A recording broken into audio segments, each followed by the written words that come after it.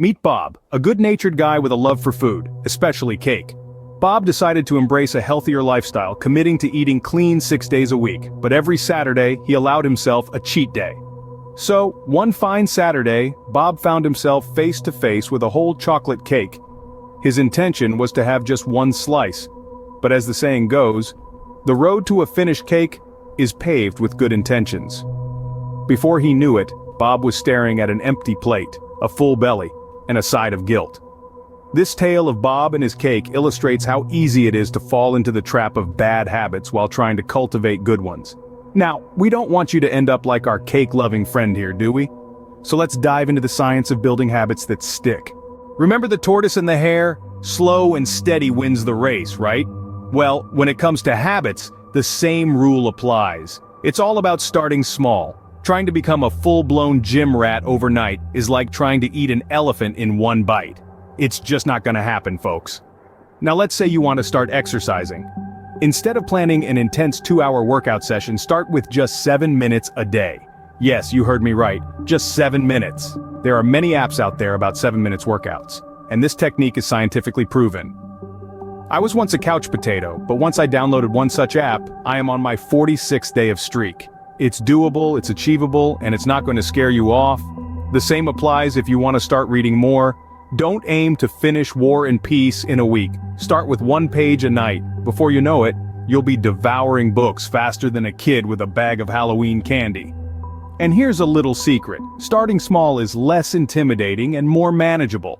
It's like dipping your toes in the water before diving in. It's not as shocking and you're less likely to run away screaming.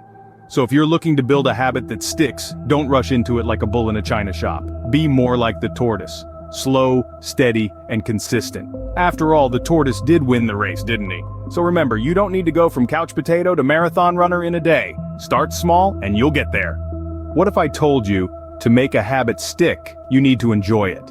You're probably thinking, great, I'll start the habit of eating ice cream every day. But hold on a minute before you rush off to the freezer. The key here is to find enjoyment in the process of building your habit, not just the end result. This doesn't mean turning your life into a daily Sunday party, as delightful as that sounds. It means intertwining your habit with something you genuinely enjoy. For example, if you're trying to create a running habit, why not listen to your favorite podcast or audiobook while you're pounding the pavement? It's a simple way to make the habit more enjoyable and less of a chore. Or perhaps you're trying to cultivate a reading habit. You might find it more enjoyable if you treat yourself to a favorite drink while you're flipping through the pages of your book. A warm cup of tea or a frothy latte can make the experience more pleasurable and something to look forward to. And remember, the habit-building process isn't about punishing yourself, it's about creating a positive association with the habit. So, while daily ice cream might sound like a dream come true, it's not quite the recommended route to effective habit building. So find a way to make your new habit enjoyable. Just remember that daily ice cream is not the answer. Perfectionists, brace yourselves. When it comes to habits, consistency trumps perfection. Yes, you heard that right. Now don't get me wrong, striving for excellence is admirable. But when we're talking about building habits that stick, it's all about consistency. It's about showing up day after day, no matter how you're feeling or what's happening in your life. Imagine you're trying to build a habit of daily exercise. You've been doing great for a week, but then you miss a day. It's okay. Don't panic. The world isn't going to end and your muscles aren't going to shrivel up overnight. The key is to get back on that treadmill the next day. And let's talk about reading. So you missed a day of your daily reading habit. Does that mean you failed? Absolutely not. Just pick up that book the next day and keep going. It's not about ticking every single day off on your calendar, but about creating a rhythm, a pattern that your brain can get used to. And here's a little secret for you. It's okay if you can't touch your toes in your first yoga session. Heck, it's okay even if you can't touch them in your 10th session. It's not about bending like a pretzel on day 1, but about bending a little more each day. So remember, when it comes to habit building, perfection is not the goal. Consistency is. It's about moving forward, however small the steps might be. So don't be too hard on yourself if you're not perfect, just be consistent. Ever walked into a room and forgotten why you're there? That's your brain's way of saying, hey, you need a trigger. So what is this elusive trigger we're talking about? Well, in the realm of habit formation, a trigger is something that kickstarts your routine. It's a cue that tells your brain, hey, it's time to do that thing we do. Like brushing your teeth right after breakfast or reading a chapter of a book before bed.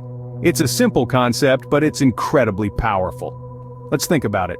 You've just finished your morning cup of joe, and without even thinking, you find yourself in the bathroom, toothbrush in hand. That's the magic of triggers. Your coffee was the trigger that set off your toothbrushing routine. Or maybe every night you climb into bed, turn off the lights, and suddenly feel an urge to read. That's your brain saying, all right, lights out, time to read. Your brain has associated turning off the lights with reading, and let's be honest, our brains can be a bit forgetful. It's like they're always in a state of Monday morning, so they need these little nudges, these triggers, to remember what's next on the agenda. But remember, triggers need to be consistent. You can't brush your teeth after breakfast on Monday, after lunch on Tuesday, and before dinner on Wednesday. Your brain will just throw up its metaphorical hands and say, I give up. So find your trigger and let your brain do the rest. Patience is a virtue, they say. But when it comes to habits, it's more than a virtue, it's a necessity. Why, you ask? Well, imagine starting a new exercise routine. Day 1, you're pumped, ready to become the next fitness sensation. Day 2, you're sore but still going strong. Day 7, you're wondering why you're not yet on the cover of a fitness magazine. That's where patience comes in. Just like you wouldn't expect a seed to sprout the moment you plant it, you shouldn't expect immediate results from your new habits. They take time. It's like trying to read War and Peace in one sitting, but it's not going to happen, folks. You need to give yourself time to incorporate, adjust, and adapt. And remember, a little humor goes a long way.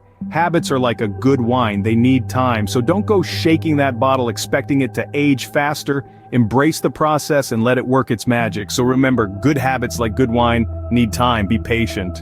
So there you have it, the secret recipe to building habits that stick. And no, it doesn't involve any cake. Just to jog your memory, let's do a quick recap of the 5 tips we've covered. First, remember to start small.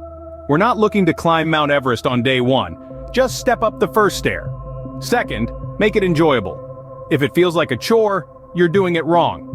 Try to find the fun in the seemingly mundane. Third, be consistent. Consistency is the glue that holds these habits together. Fourth, use triggers. It's like setting a friendly reminder for your brain. Lastly, be patient. Rome wasn't built in a day, and neither are habits. Now I challenge you to implement one small habit change based on these tips. Now, go forth and conquer those habits and share your experiences in the comments, because that might inspire and help someone else starting their journey. And remember, the only bad habit is not starting at all.